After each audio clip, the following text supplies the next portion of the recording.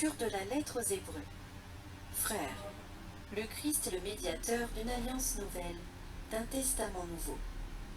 Puisque sa mort a permis le rachat des transgressions commises sous le premier testament, ceux qui sont appelés peuvent recevoir l'héritage éternel jadis promis. Car le Christ n'est pas entré dans un sanctuaire fait de main d'homme, figure du sanctuaire véritable. Il est entré dans le ciel même, afin de se tenir maintenant pour nous devant la face de Dieu. Il n'a pas à s'offrir lui-même plusieurs fois, comme le grand prêtre, qui tous les ans entrait dans le sanctuaire en offrant un sang qui n'était pas le sien.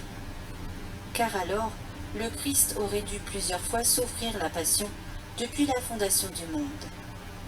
Mais en fait, c'est une fois pour toutes, à la fin des temps, qu'il s'est manifesté pour détruire le péché par son sacrifice. Et comme le sort des hommes est de mourir une seule fois, et puis d'être jugé, ainsi le Christ s'est-il offert une seule fois pour enlever les péchés de la multitude.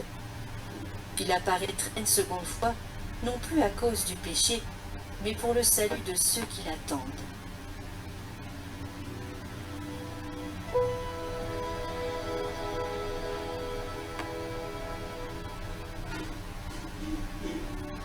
Chantez au Seigneur un chant nouveau, car il a fait des merveilles. Chantez au Seigneur un chant nouveau, car il a fait des merveilles. Par son bras très saint, par sa main puissante, il s'est assuré la victoire. Le Seigneur a fait connaître sa victoire et révélé sa justice aux nations. Il s'est rappelé sa fidélité, son amour, en faveur de la maison d'Israël. La terre tout entière a vu la victoire de notre Dieu. Acclamez le Seigneur, terre entière. Sonnez, chantez, jouez. Jouez pour le Seigneur sur la cithare et tous les instruments. Au son de la trompette et du cor, acclamez votre roi, le Seigneur.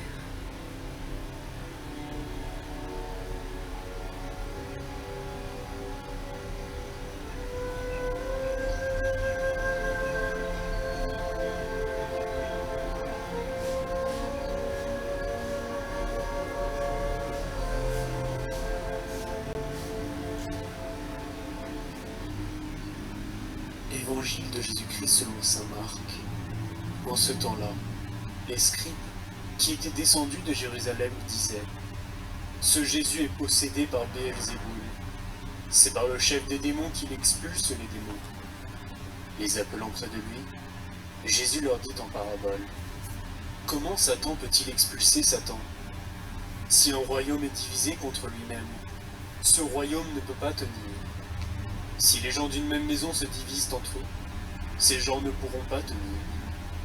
Si Satan s'est dressé contre lui-même, s'il est divisé, il ne peut pas tenir. C'en est fini de lui. Mais personne ne peut entrer dans la maison d'un homme fort et piller ses biens, s'il ne l'a d'abord ligoté. Alors seulement il pillera sa maison. Amen, je vous le dis, tout sera pardonné aux enfants des hommes, leurs péchés et les blasphèmes qu'ils auront proférés. Mais si quelqu'un blasphème contre l'Esprit Saint, il n'aura jamais de pardon. Il est coupable d'un péché pour toujours. Et Jésus parla ainsi parce qu'ils avaient dit: Il est possédé par un esprit impur.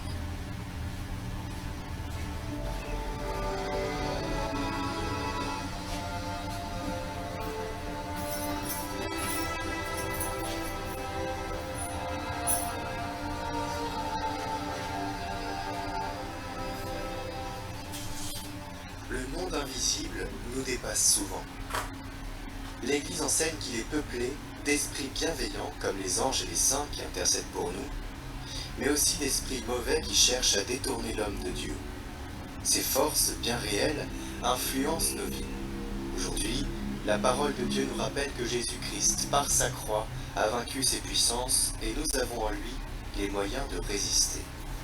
Origène décrit Pharaon comme une figure des forces du mal. Ce roi d'Égypte impose des chaînes invisibles, convoitises, péchés et pensées mauvaises. Ces liens nous asservissent et nous détournent de Dieu. l'Évangile nous montre cette réalité à travers les scribes, qui attribuent à Satan l'œuvre de Jésus. Mais Jésus répond avec autorité. Le royaume divisé ne peut tenir, car lui seul est le vrai Seigneur. Ces principautés et puissances que Jésus évoque sont bien réelles. Saint Paul les nomme aussi. Ce sont les esprits qui œuvrent dans le monde pour diviser, semer le doute et égarer. Mais par la croix, Jésus a dépouillé ces puissances, nous libérant ainsi de leur emprise. Comment ces esprits influencent nos vies? Ces forces spirituelles agissent souvent de manière subtile, en nous incitant à la division, à la haine ou au découragement. Elles travaillent à nous éloigner de Dieu, en rendant attrayants des choix contraires à sa volonté.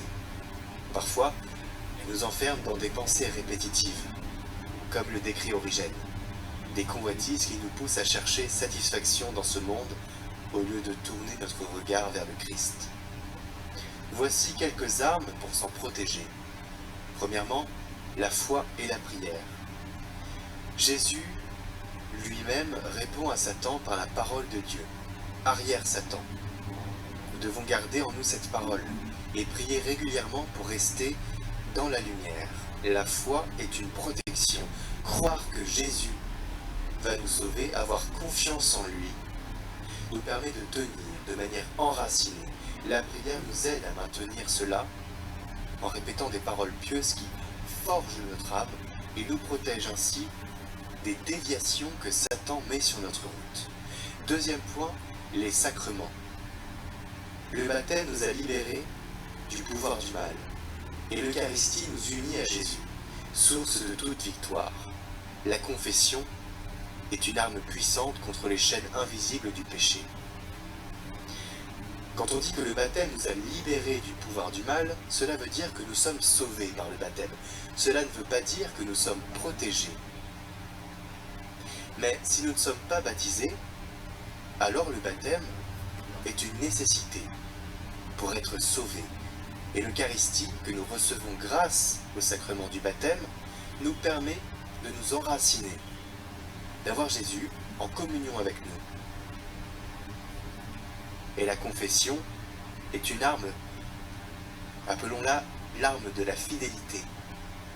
Cette fidélité avec la confession nous permet de revenir et de faire comme un examen de conscience qui nous permet de maintenir notre âme en ordre. Troisième point, la vigilance. Saint Pierre nous avertit. Soyez sobres, veillez. Votre adversaire le diable rôde toujours comme un lion rugissant.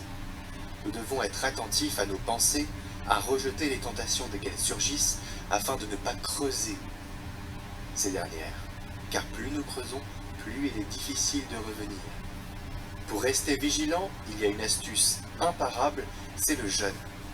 Le jeûne, dans la prière, nous permet de décentrer tous nos désirs corporels et de nous concentrer sur nos désirs spirituels. Nous serons beaucoup plus vigilants avec cette faiblesse et cette retenue. Quatrième et dernier point, la communion des saints. Demandons l'aide des anges et des saints qui combattent avec nous.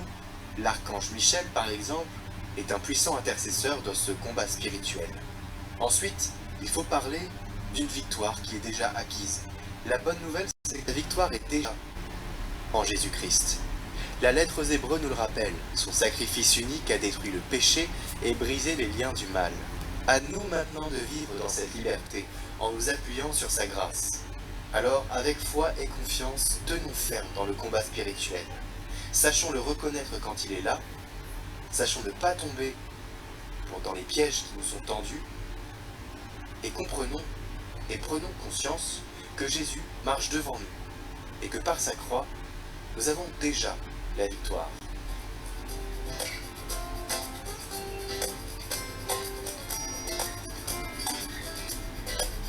Toi Seigneur, nous attendons la vie, que ma bouche chante ta louange.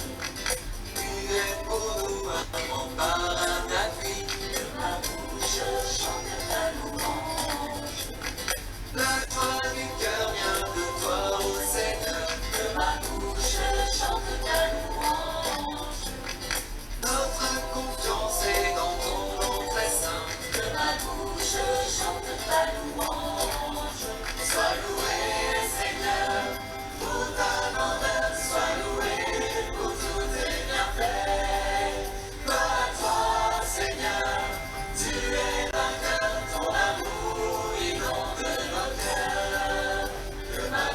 bouche chante